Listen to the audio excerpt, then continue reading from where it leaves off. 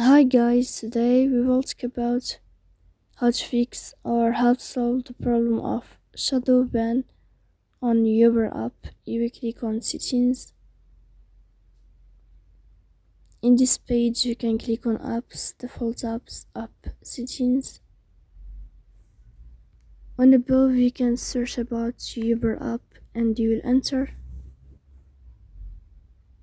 Then you can click on first step and you can click OK. After that you will enter to the window of storage.